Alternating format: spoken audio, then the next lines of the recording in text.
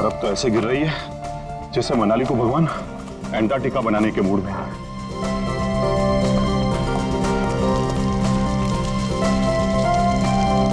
बच्चे नहीं है तो फिर कौन है? कौन है यहां? कौन है?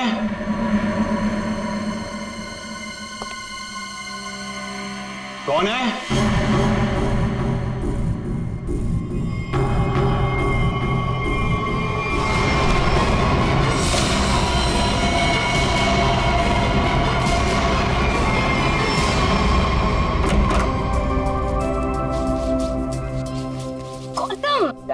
इधर मत कर।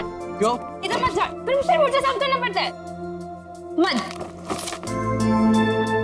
अच्छा मैं तुझे ही साफ कर दूंगी। तुम तो लड़ना झगड़ना बंद करो, डैड घर में ही है। अच्छा तो मैं अब डैड से गौतम की शिकायत करती हूँ। डैड देखिए ना इसे, पूरा घर गंदा कर रहा है। Dad dad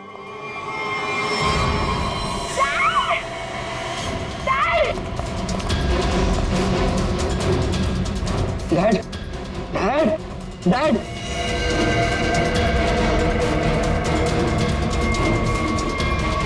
dad is no more.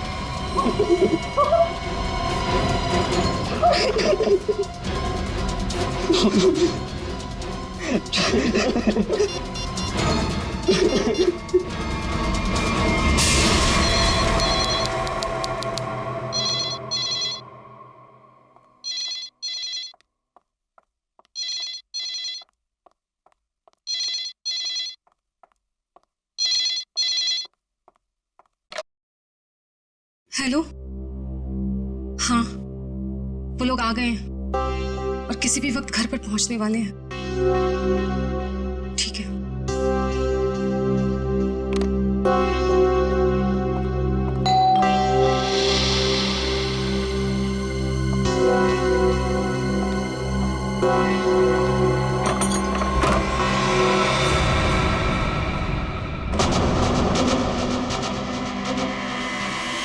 Oh my God, क्या हुआ किलोरी?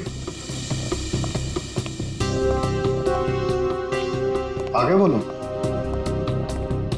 वो लोग तो नहीं आए, लेकिन ये ताबूत कोई छोड़कर गया है और कोई यहाँ दिख भी नहीं रहा। ये जगन का ताबूत होगा, लेकिन ये तो बच्चे लेकर आने वाले थे। हाँ, पर बच्चे तो यहाँ नहीं है। जब मैंने दरवाजा खोला तो बस ये ताबूत यहाँ रखा था।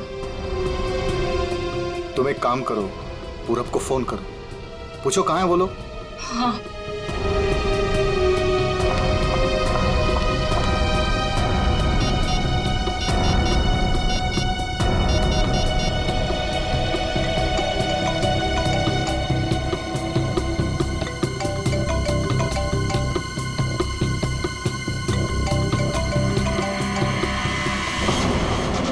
ये आवाज तो यहाँ से आ रही है। कॉफिन के अंदर से आवाज आ रही है।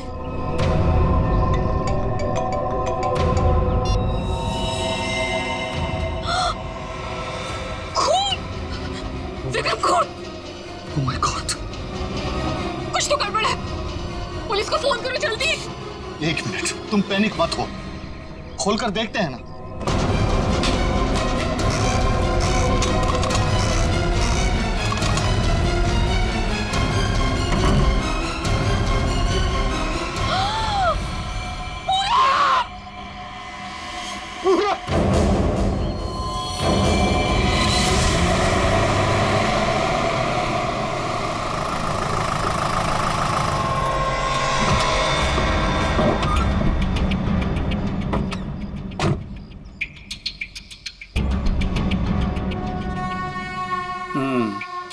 काम हो गया? यस बॉस, आज तो आप हमें शाबाशी दोगे बॉस। किसी को कोई शक तो नहीं हुआ? कोई शक नहीं बॉस, इतनी सफाई से लाश को ठिकाने लगाया है कि उनके रूहें कांप जाएंगे, रूहें। ए, बस बस बस, आज तक तूने कोई काम ढंग से किया है? बात करता है, मैं खुद चेक करूंगा।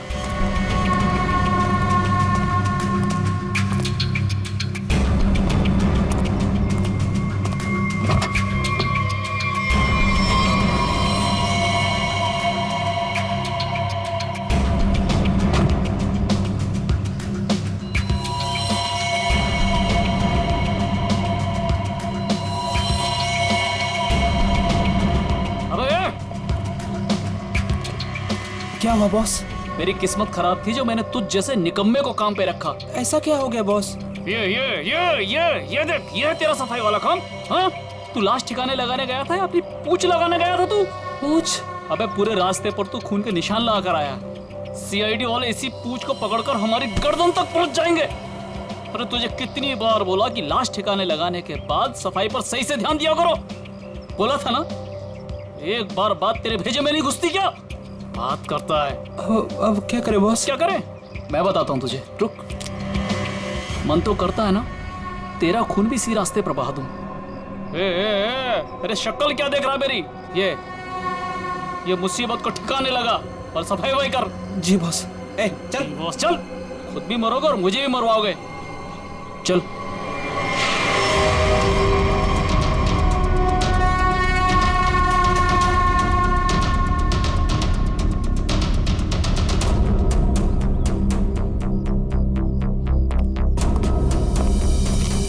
क्या संबंध क्या है आपका लाश के साथ? जी वो मेरा बड़ा बेटा था, अपने पापा की लाश लेकर आने वाला था और खुद ही। क्या इसका क्या मतलब क्या है? मतलब ये कि इसके पति 2 दिन पहले ही मर गए थे हार्ट अटैक से, और जिसकी लाश पड़ी है पूरा, वो अपने पिताजी के पार्थिव शरीर को लेकर यहाँ आने वाला था, भाई और बहन के साथ। भाई और बहन वो कहाँ है अभी? वो भी गायब है, उनका फोन तक नहीं लग रहा है। कहाँ से आ रहे थे वो लोग? एयरपोर्ट से। थोड़ी देर पहले ही उनकी फ्लाइट लैंड हुई थी, लेकिन वो लोग तो यहाँ नहीं पहुंचे, सिर्फ कॉफिन पहुंचा, वो भी पूरब के लाश के साथ। ये लो, मतलब बीच रास्ते में किसी ने कांड कर दिया। वैसे आपका क्या संबंध है जगन के साथ? कोई रिश्ता नहीं। मतलब? ये मेरे पति है। अच्छा अच्छा, मतलब दूसरी शादी है ये? अच्छा एक बात बताइए, ये पूरब इनकी एक्स हस्बैंड की लाश को लेकर इनके करंट हस्बैंड के घर क्यों आ रहा था? है? ये मेरा घर नहीं है, ये किलोरी का घर है। मतलब आप घर जमाई हैं? जी। खैर ये तो आपका निजी मामला है। आप ये बताइए कि ये लोग कहाँ से आ रहे थे और एयरपोर्ट पे इन्हें कौन रिसीव करने वाला था? जगन हमारे 3 बच्चों के साथ मनाली में रहते थे। 2 दिन पहले पूरब का फोन आया कि हार्ट अटैक से उनकी मृत्यु हो गई है। मैंने पूरब को बोला कि उनके अंतिम संस्कार के लिए वो उन्हें यहाँ ले आए। एयरपोर्ट पे वो जैसे ही उतरे, वहां से उन्होंने एक प्राइवेट टैक्सी ली यहाँ आने के लिए, और उसके बाद। प्लीज आप मेरे दोनों बच्चों को ढूंढ निकालिए। माया और गौतम कहाँ है, कुछ पता नहीं चल रहा। देखिए आप चिंता मत करिए, हम उन्हें जल्दी ढूंढ निकालेंगे।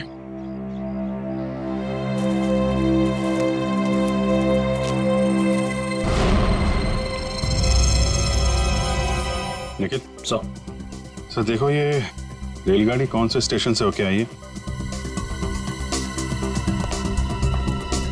चलो भैया चलते हैं। चलते हैं भैया का क्या मतलब है? अपना मुंह दिखाने आया था तू यहाँ पर? मतलब ये है कि एक लाश पड़ी हुई है, उसका खून हुआ है, किसने खून किया है ये तो आप पता लगा ही लोगे ना। महान हो आप लोग तो मेरा क्या काम है? हाँ इसको नहीं बुलाऊं तो इसके कान में से धुआं निकलता है कि हमें बुलाया नहीं, ये तो यूं केस सॉल्व कर देते, यूं खूनी को पकड़ लेते। और अभी लाश को सूंघा तक नहीं, वो चल पड़ा। हाँ सूंघ लिया तो फिर मुंह खोल ना। लाश को सूंघने के बाद क्या पता चला ये बताने के बगैर सरपट भागे क्यों जा रहा है?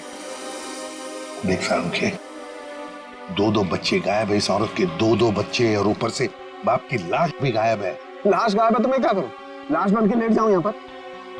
लाश ढूंढना आप लोगों का काम है, तो ढूंढो ना। पूछो किसी से, ढूंढो ये कैस्केट कहाँ से आया था। मैं क्या करूंगा इसमें?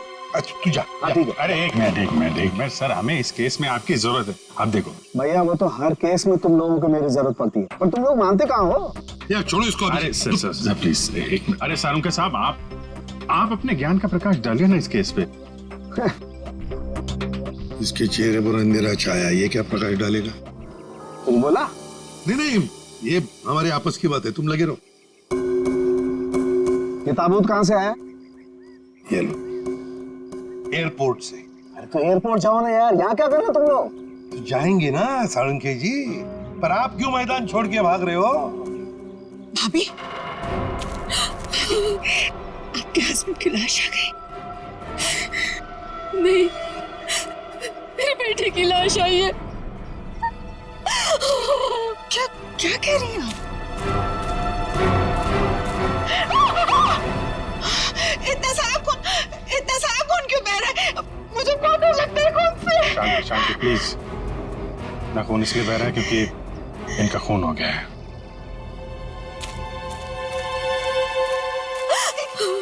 क्या कह रहे? पूरब का खून हो गया भाभी। वैसे आप ये मेरी बहन है और किलोरी की ननद। लेकिन भाभी, इसमें पूरब की लाश है तो आपके हस्बैंड की लाश कहाँ है? सारुखे, अगर 5 साल के बच्चे की तरह मुंह बना के नखरे नहीं करता ना तो अब तो कोई सुराग मिल जाता तुझे। भैया ये नाक के अंदर छोटे छोटे दाने दिखाई दे रहे हैं ना, शायद यही एड्रेस है किसका? उनके हस्बैंड की लाश का। अरे तुम लोग कर क्या रहे हो? आज फिर किसी पैसेंजर का लगेज मिसिंग हो गया। तुम लोगों की वजह से किसी दिन गवर्नमेंट मुझे इस ऑफिस से मिसिंग कर देगी। ठीक से काम करो। Yes sir.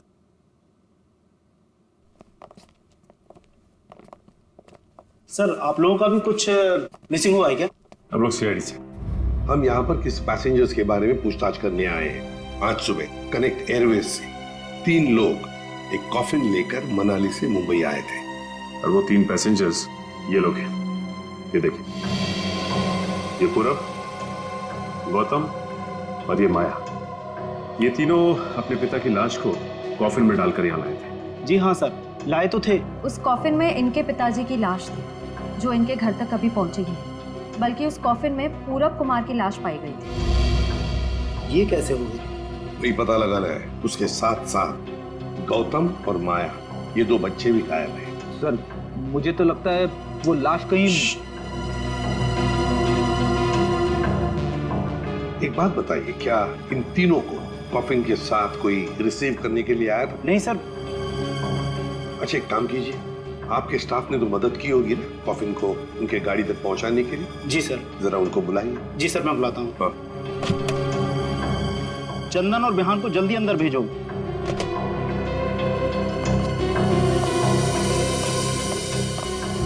क्या हुआ सर? आज सुबह कनेक्ट एयरवेज से कॉफिन आया था। हाँ साहब। उसके बारे में सीआईडी वाले आपसे कुछ पूछना चाहते हैं। सीआईडी साहब, हमने कोई गड़बड़ नहीं किया साहब। हम तो अपना बस काम कर रहे थे साहब। हमने तो बस उस कॉफिन को उस गाड़ी में चढ़ाया था साहब। एक मिनट, तुमने कोई गड़बड़ नहीं की है।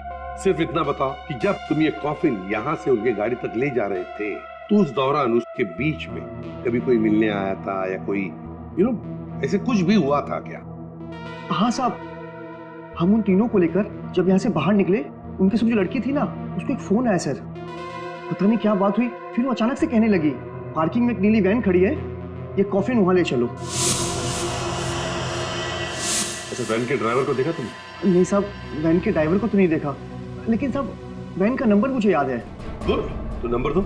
XY 02 6813। सचिन, पता लगाओ इस नीले रंग के वैन का। पूरब, गौतम और माया 3 बच्चे अपने पिता जगन की लाश को लेकर मनाली से मुंबई आते हैं। लाश को कॉफिन में लाते हैं बाय एयर। मुंबई पहुंचने के बाद वो अपनी मां को फोन करके बताते हैं कि वो मुंबई पहुंच गए और साथ साथ वो कॉफिन भी। मगर जब ये कॉफिन उनकी मां किलोरी के घर पहुंचता है तो कॉफिन में से निकलती है बड़े बेटे पूरब की लाश। जगन की लाश गायब है और उसके साथ साथ गौतम और माया, दोनों बच्चे भी गायब हैं। तीनों के तीनों गायब। सर हो सकता है कि जिस वैन में वो लोग लाश लेकर जा रहे थे वो वैन कहीं रुक गई हो और शायद वहीं पे कुछ हुआ हो। बस तो इसीलिए तो उस ड्राइवर की जरूरत है हमें। वो ड्राइवर कौन था, उस गाड़ी के बारे में डिटेल, सब कुछ चाहिए हमें। सर, वैन के रजिस्ट्रेशन नंबर से मैंने मालिक का पता लगाया। फिर मालिक का कहना है कि वैन तो कुछ महीने पहले ही चोरी हो गई। ये लो सर, इसका मतलब अब गौतम और माया की जान को खतरा है। बड़ी बारीकी से प्लानिंग की है, खतरनाक प्लानिंग की है। देखते। ओए, अंकित, कुछ मिला? हाँ बस, ये देखो, ये मिट्टी कॉफीन के नीचे लगी है। इस मिट्टी में इस कॉफीन का पता। मिट्टी में पता? हमें तो नहीं दिखा। उसके लिए सालूखे की नजर चाहिए। सालूखे, कॉफिन का पता तो हम लगा ही लेंगे, पर पूरब की लाश इस कॉफिन में आई कहां से? ये पूरब की नाक बताएगी बॉस।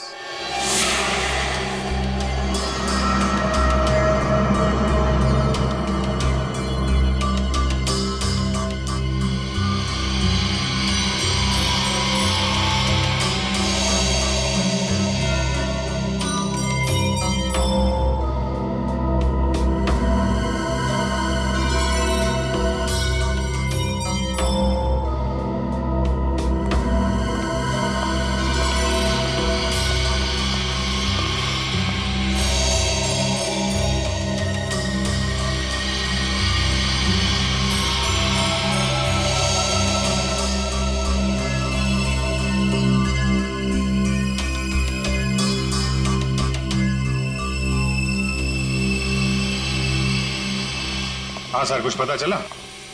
भाई अभी तक तो शक पर ही काम कर रहा हूं। है, शक दूर नहीं हुआ? हो गया, शक दूर हो गया। मुझे इसकी नाक में से पोलन्स मिले हैं, पराग कण। सालूखे साहब, वो कैसे पता चला? फॉरेंसिक पोलिनोलॉजी से। सालूखे साहब, ये क्या है? फ्रेडी, ये फॉरेंसिक साइंस की एक अलग टेक्निक है। सर, इसमें क्या होता है? निखिल, इस टेक्नोलॉजी से हम बहुत छोटे पार्टिकल्स लाइक माइक्रो पार्टिकल्स को स्टडी करते हैं, जो कि फूल, पौधे, कपड़े, मिट्टी, ऐसे कई सारी चीजों में पाए जाते हैं।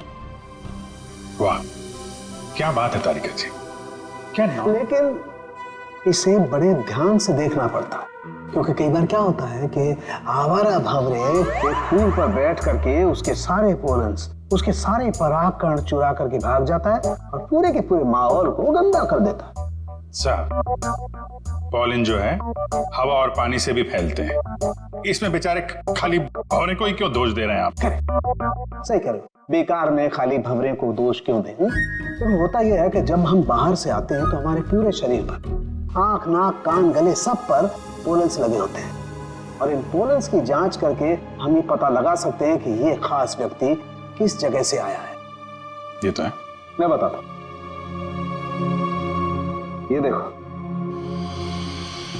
यहां पर मैंने इससे पोलन्स ले लिए जो उसकी नाक में थे, और इन पोलन्स पे 2 ड्रॉप मिथाइलमाइन की डालते हैं और इसे हम कर देते हैं सिक्योर।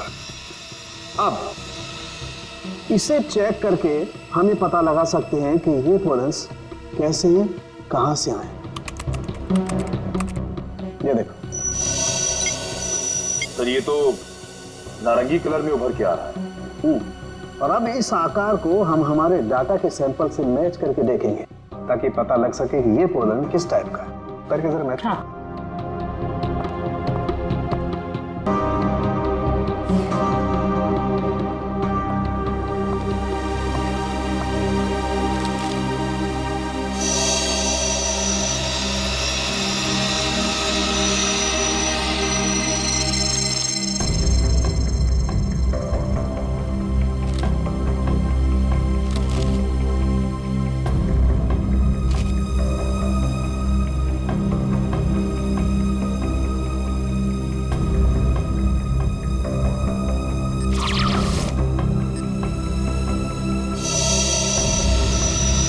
वाओ सर, ये तो पॉलेंस की पूरी लाइब्रेरी है।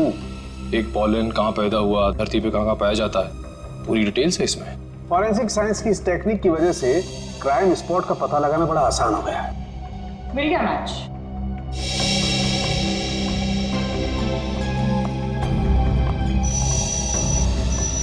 ये मैरीगोल्ड है, जिसका हाइब्रिड नाम वरियासा गोल्ड 63 है। ये वैरायटी पूरे साल पैदा होती है और धानीखेत में पाई जाती है। धानीखेत? चलो, कम से कम ये तो पता चल गया कि खून कहाँ हुआ है। सर, यही है धानीखेत सर। फिर वैन यहीं पर लाया गया था।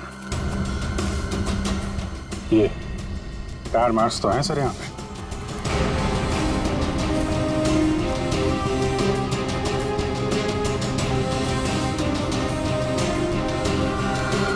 बस ये उसी वैन के टायरों के निशान।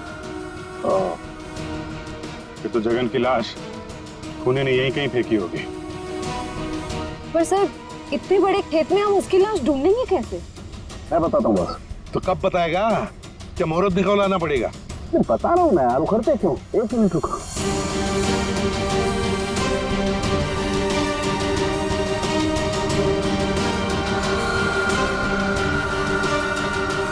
ये देखो, ये मैंने फूल के पोले निकाले। अभी मैं जिस दिशा में उड़ाऊंगा और उड़ करके जहां जाएंगे समझ लो फूल भी उसी दिशा में उड़ा है। लेकिन सर यहाँ तो हवा ना के बराबर है, ये कैसे पता चलेगा कि हवा किस डायरेक्शन में है?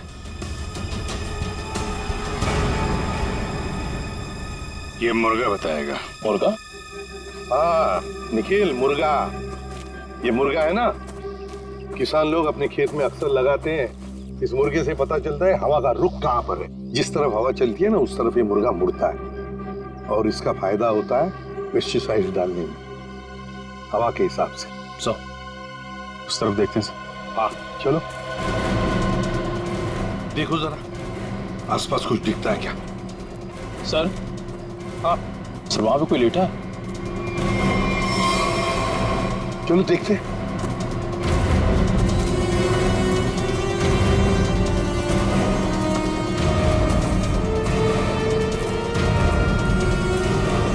हेलो? ओ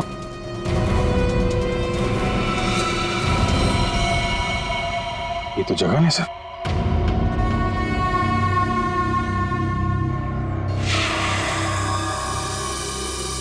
देखिए, जगन की लाश हमें गेंदे के खेत में से मिली। क्या बता सकते हैं ऐसा कौन कर सकता है? कौन मार सकता है जगन को? कौन मार सकता है आपके बेटे को? है किसी पर शक आपको? किसी के साथ उनकी कोई दुश्मनी थी? है? मुझे किसी पर शक नहीं। तो कहीं ये मामला प्रॉपर्टी से रिलेटेड तो नहीं? हम पर क्यों शक कर रहे हैं? क्यों नहीं? जगन जी अमीर आदमी थे, मनाली में सेब के बाग थे, जमीन जायदाद थी। उनके मरने से और पूरब के मरने से और दोनों बच्चों के गायब होने के बाद प्रॉपर्टी तो आप लोगों को ही मिलने वाली है ना?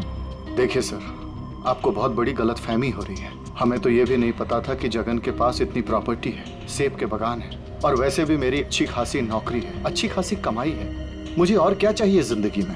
और मेरा तो इन सब से कुछ लेना देना ही नहीं है, मुझे तो प्लीज दूर ही रखिए। देखिए, मैं अपनी फैमिली और अपनी वाइफ से बहुत खुश हूँ, मुझे और कुछ नहीं चाहिए। अच्छा, तो आपके कहने का मतलब है जो कुछ भी लेना देना है वो किल्लोरी जी का लेना देना? देखिए सर, आप लोग मेरे बच्चों को ढूंढने के बजाय मुझ पर और मेरे परिवार पर शक कर रहे हैं। नहीं नहीं नहीं नहीं नहीं किल्लोरी जी, हम आप लोगों पर कोई इल्जाम नहीं लगा रहे किल्लोरी जी। हम तो बस सच्चाई जानने की कोशिश कर रहे हैं। जैसे एक बात जरूर कहूंगा आप लोगों को, सच्चाई आपके लिए बहुत फायदेमंद होगी।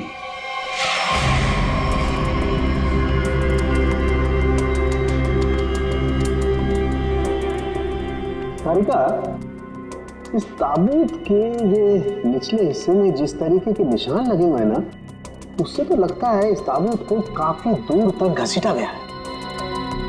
तुम एक काम करो, जो ताबूत पर जगह जगह मिट्टी लगी हुई है, इस मिट्टी का सैंपल ले लो। ये मिट्टी बताएगी कि ताबूत कहाँ से आया है। मगर सर, खून कहाँ हुआ है वो तो हमें पता चल गया है ना। हाँ तारिका, ये पता लग गया है, लेकिन वो वैन, उस वैन के बारे में कुछ पता नहीं लगा है। जिस वैन में ये खून हुआ है, जिस वैन में से एक लाश गायब हो गई, उसके बारे में कुछ नहीं पता है। एक काम करो, इस मिट्टी का सैंपल ले लो, फिर इस मिट्टी को हम बॉम्बे के सॉइल मैप से मैच करके देखेंगे।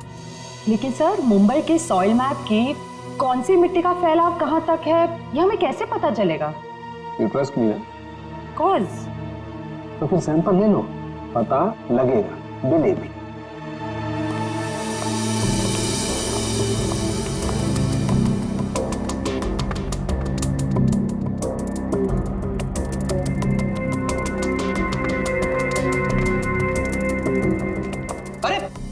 सालू के साहब फिर से पढ़ाई शुरू कर दी आपने?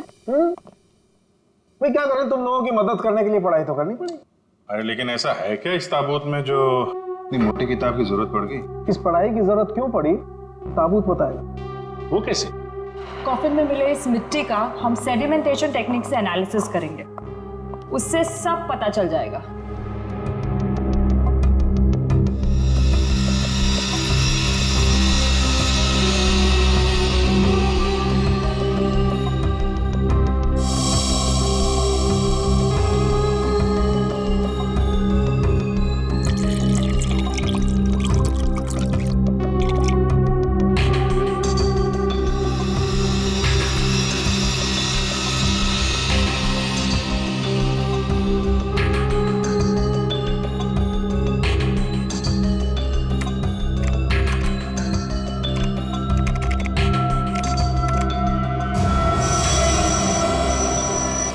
ये देखिए,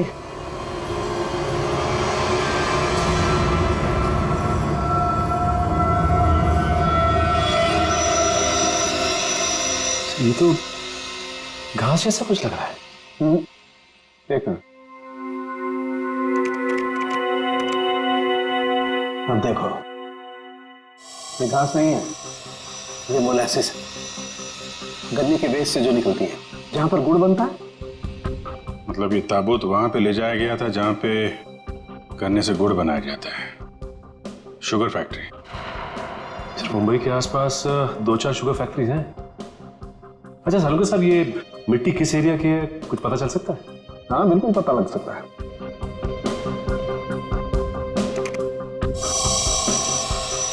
इस मिट्टी में 40% सैंड है। और इतनी सैंड परसेंटेज वाली मिट्टी मुंबई के बाहर गन्ना कावड़ी वाले इलाके में लगभग 30 किलोमीटर के एरिया में पाई जाती है। पर हाँ, ये मिट्टी ज्यादा रेत और ज्यादा आयरन होने की वजह से काली दिखाई देती है। सचिन, पता करो उस एरिया में कोई शुगर मिल है क्या?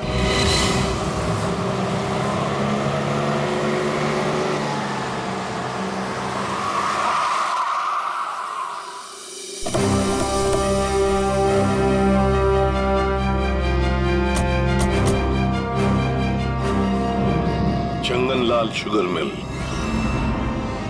यहाँ तो लोग आ जा रहे हैं, चहल पहल है। यहाँ पे खून ही खून करके कैसे निकल गया? और तो लाशों की अदला बदली भी की है।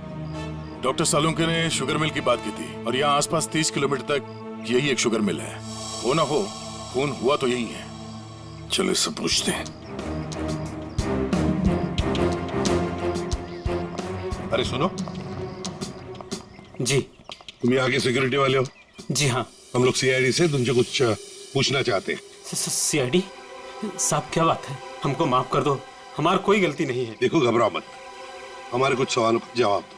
हाँ हाँ। क्या तुम यहाँ पर अकेले ड्यूटी पर होते हो या और भी कोई है जो शिफ्ट में आते जाते हैं? हम पूरे टाइम अकेले काम करते हैं। तुम ये बताओ और अपने दिमाग पे जोर डाल के बताओ कि तुमने कोई ताबूत देखा है? काहे डरा रहे हैं? यहाँ ताबूत कैसे देखेंगे? ठीक है, ताबूत नहीं देखा, किसी नीले रंग के वैन को देखा जिसपे शक हुआ हो तुम्हें? साहब, वैसे तो हम सब पे शक करते हैं, लेकिन नीले कलर की गाड़ी क्यों नहीं देखे हैं साहब? आप समझ रहे हैं ना?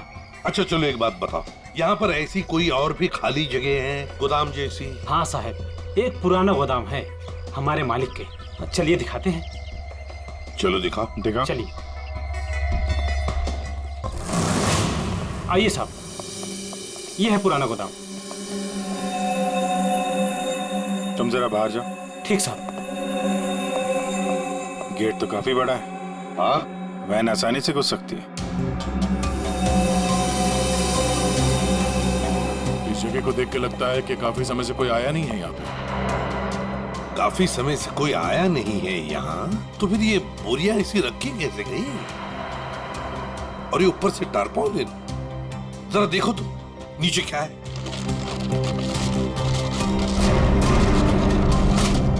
ये देखा?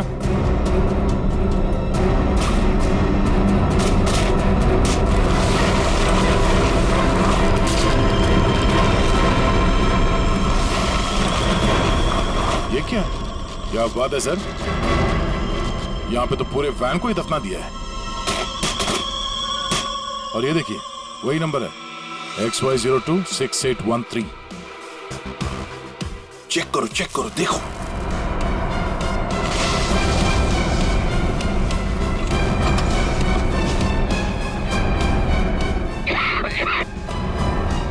माय गॉड, इतना सारा खून। लगता है 24 घंटे से ज्यादा पुराना है। अभिजीत, लाश इसी वैन में से ले जाई गई है। काम करते हैं, पूरी की पूरी वैन को फॉरेंसिक लैब भेजते हैं।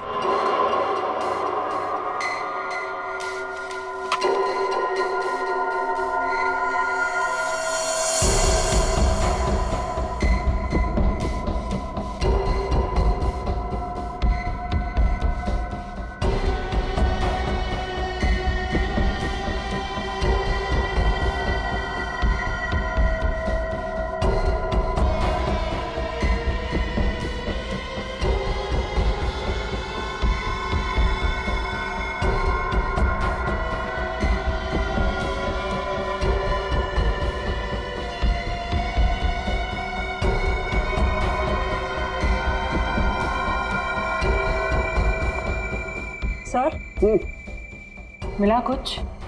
हाँ तारिका, मिला तो है बहुत कुछ, लेकिन जो कुछ मिला है उससे हम खूनी को सजा तो दिलवा सकते हैं, लेकिन बच्चों तक नहीं पहुंच सकते। सर, टाइम बहुत कम है हमारे पास, कहीं बच्चों को नहीं तारिका, बच्चों को कुछ नहीं होने दूंगा, लेकिन सबसे पहले हमें ये पता लगाना पड़ेगा कि गैराज में डंप होने से पहले ये वैन आखिरी बार कहाँ होकर के आई। तो ये कैसे पता लगाएंगे हम? हमने पूरी वैन छान मारी है। तुमने वो कहावत सुनी है, किसी जेंटलमैन को देखना हो तो सबसे पहले उसके जूतों की तरफ देखो। हम भी इस गाड़ी के जूतों की तरफ देखें। मतलब साफ है तारिका, सिंपल। हम इस वैन के टायरों को चेक करेंगे। तारिका, ये वैन जहां से भी होकर आई है उस जगह की मिट्टी के कण इसके टायरों पर चिपके होंगे और वो बताएंगे कि वैन कहां से होकर के आई। करेक्ट। हाँ।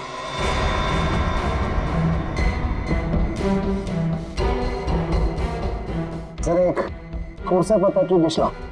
हाँ सर, अभी देते हैं।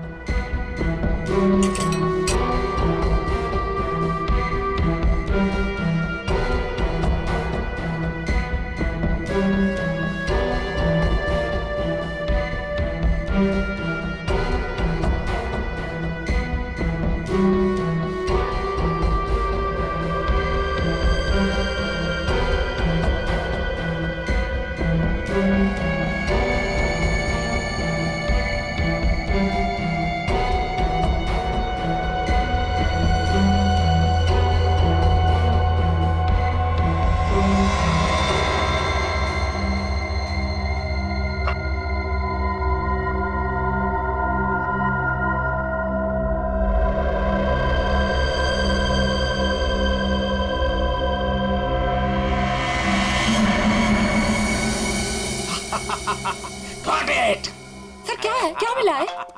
सर बताओ ना, क्या मिला है? हेलो। हाँ तारिका जी। हाँ अभिजीत, उस वैन में से कुछ एविडेंस मिला? हाँ मिला तो है, लेकिन मुझे नहीं पता क्या मिला है। सर बता ही नहीं रहे। अरे क्यों? डॉक्टर साहब हैं कहाँ? यहीं पे हैं, कूद रहे हैं, गॉट इट कर रहे हैं। अरे उन्हें ऐसा क्या मिल गया कि जो बरसात के मेढक की तरह कूद रहे हैं? पता नहीं, मुझे कुछ नहीं बता रहे, तुम ही बात कर दो। सर। हाँ अभिजीत। ओ अभिजीत, आज भाई साहब। भैया, वो मैसेंजर हमें मिल गया है जो हमें गौतम और माया का पता बताएगा। क्या? सफेद रंग का एरो बनाया है पेड़ पे? अच्छा ठीक है, ढूंढेंगे। और वैसे वहाँ पोजीशन क्या है? यहाँ की सिचुएशन तो कंट्रोल में है, लेकिन हमारे सामने जो नजारा है उसे देखकर तो हमारे होश ही उड़ गए हैं सर। कोई बात नहीं, हम लोग पहुंच जाएंगे जल्दी। क्या करिए श्रेय, सब ठीक है सर? कह रही है कि वहाँ पे नजारा ऐसा है कि जमीन खिसक जाएगी पैरों के नीचे से। सर हमें जल्द से जल्द वहाँ पहुँचना होगा, पर लोग बहुत कम है, कहीं हाथ से निकल ना जाए। आप लोग कोई बताएंगे क्या हो रहा है? कैसे है मेरे बच्चे? ठीक तो है? प्लीज कुछ बताइए। मैम जरा धीरज रखिए, सब कुछ पता चल जाएगा। कुछ बताया होगा ना फोन पे उसने। आखिर हमारे बच्चे मिले कि नहीं मिले, कुछ तो मालूम होगा ना। देखिए अभी कहने सुनने से कुछ नहीं होगा, जो भी है वहाँ पे चलने के बाद ही पता चलेगा। अरे पता तो तब चलेगा जब वहाँ पहुँचेंगे। अगर भालू शेर चीतों को पता चल गया ना कि हम लोग यहाँ हैं, तो दुनिया में किसी को हमारा पता नहीं चलेगा। आप फिक्र मत कीजिए प्रीति जी, आजकल इंसान जानवरों से ज्यादा खतरनाक हो गया। हो सकता है वो आपको देख के भाग जाए। अरे उन्हें चिल्लम चिल्ली की आदत नहीं है, जरा शांत रहिए आप। क्या? एक मिनट। श्रेया, वो सफेद निशान वाला पेड़ मिल गया। सर उस पेड़ से राइट लेकर 200 मीटर स्ट्रेट आ जाइए। 200 मीटर राइट में। चलिए जल्दी चलिए।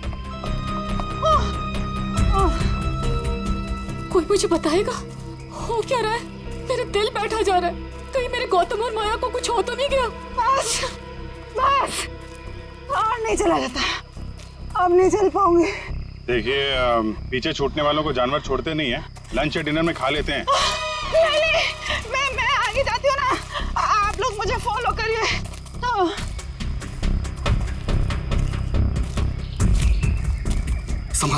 संभाल के। श्रेया, सर वो देखिए सर।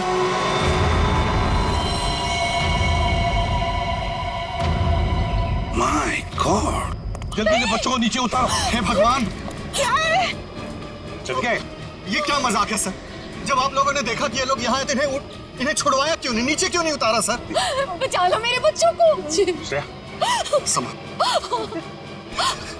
माया घबराओ मत।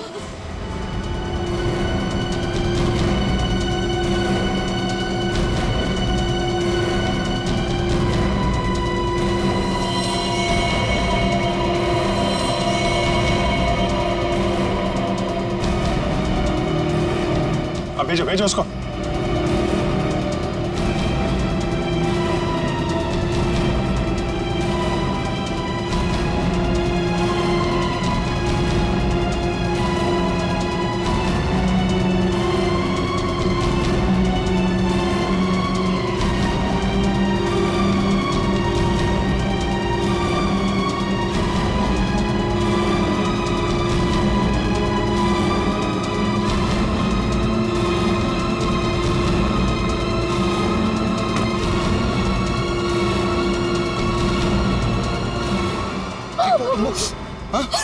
तुम लोग ठीक हो ना? बंद कीजिए अपना नाटक, हमारी इस हालत के जिम्मेदार आप ही हैं। बच्चे कहते हैं ना हमें, तो क्यों डाला अपने बच्चों को मौत के मुंह में? तो अच्छा हुआ सीआईडी टाइम पे आ गई, वरना आपने भैया की तरह हमें भी मार दिया होता। क्यों खिलोरी जी, ये बात क्या है? बच्चे आप ही पर इल्जाम लगा रहे। मुझे भी कुछ समझ में नहीं आ रहा है। मैं तो इन लोगों से इतना प्यार करती हूँ, मैं क्यों मारूंगी इन लोगों को? बात तो सही है, सवाल जायज है। एक माँ अपने ही बच्चों के साथ ऐसे कैसे कर सकती है? देखिए,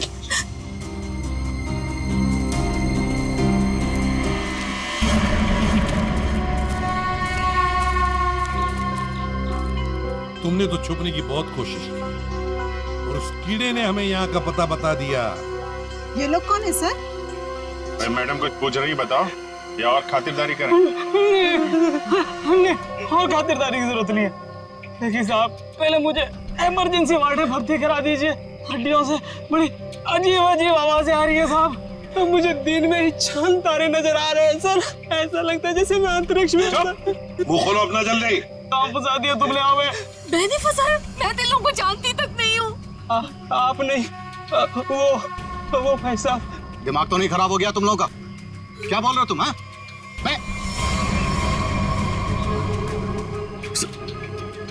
वाकई आप मल्टी टैलेंटेड हैं। Husband come kidnapper come murder, all in one. क्या बात है विक्रम? तुम? भैया क्यों किया तुमने ये सब? और क्या करता? इसके तीनों बच्चे मेरे छाती पे सांप की तरह लौट रहे थे। विक्रम, तुमने बोला था कि तुम हमारे बच्चों को मुझसे भी ज्यादा प्यार करोगे, और तुमने मेरे एक बेटे को मार दिया और बाकी दो को मारने की साजिश की। जिस मकसद के लिए मैंने तुम्हें फंसाया, उस पर तुमने पानी फेर दिया। तुम्हें फंसाने का मेरा सिर्फ एक ही मकसद था, तुम्हारी प्रॉपर्टी, तुम्हारा पैसा। लेकिन तुमने अपनी सारी प्रॉपर्टी अपने बच्चों के नाम कर दी। क्या करता मैं? और तो और तुम अपने पुराने पति से भी मिलने जाती थी। तुमने कभी सोचा कि मेरे अंदर क्या होता था? मैंने एक दिन डिसाइड कर लिया, तुम्हारी पुरानी फैमिली को ही तुम्हारे रास्ते से हटा दूंगा। और इसीलिए सबसे पहले तुमने जगन को रास्ते से हटाया, क्यों? हाँ, इसलिए मैंने अपने रास्ते से सबसे पहले अपने पहले कांटे को हटाया, जगन को। अपनी पत्नी को झूठ बोला कि मैं बॉम्बे से बाहर जा रहा हूं, और एक दिन